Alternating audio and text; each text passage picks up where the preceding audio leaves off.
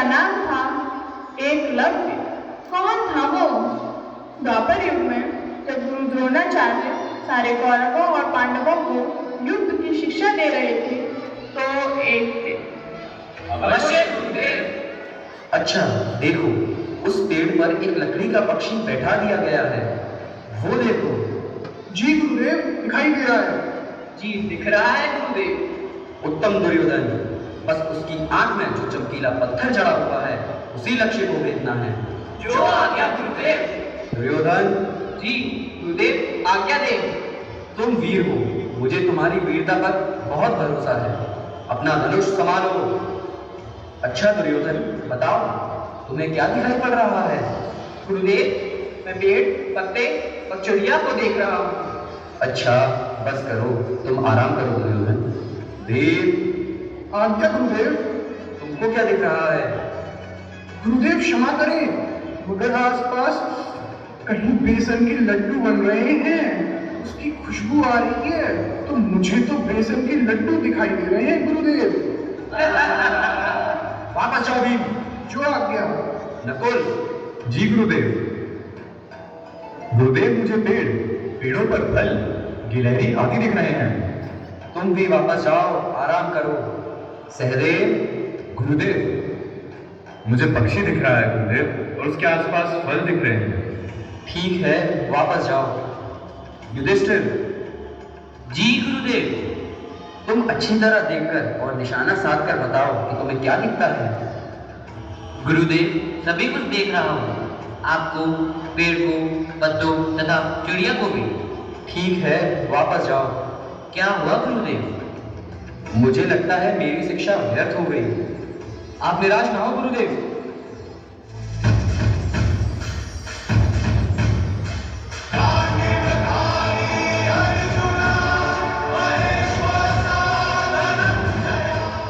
मुझे तुम्हारे ऊपर बहुत विश्वास है अर्जुन।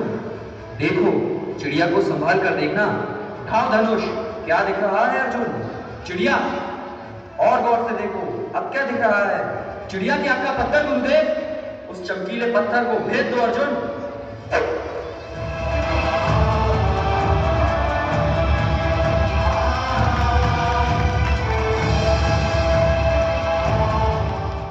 गुरुदेव, बाण बिल्कुल आंख के चमकीले पत्थर में ही लगा है। उत्तम अर्जुन, तुम्हारी इस सफलता के लिए मैं वचन देता हूं कि तुम पूरे संसार के सर्वश्रेष्ठ धनुर्धर बनोगे और मेरे सर्वश्रेष्ठ शिष्य भी। आपकी कृपा है गुरुदेव।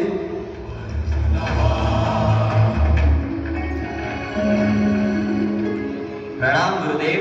तुमने मुझे गुरुदेव पुकारा? कौन हो तुम? मैं एक वीर राजकुमार एकलव्य हूँ। क्या काम है तुम्हें? मैं आपसे धनुर्विद्या सीखना चाहता हूँ, आपका शिष्य बनना चाहता हूँ। मेरा शिष्य?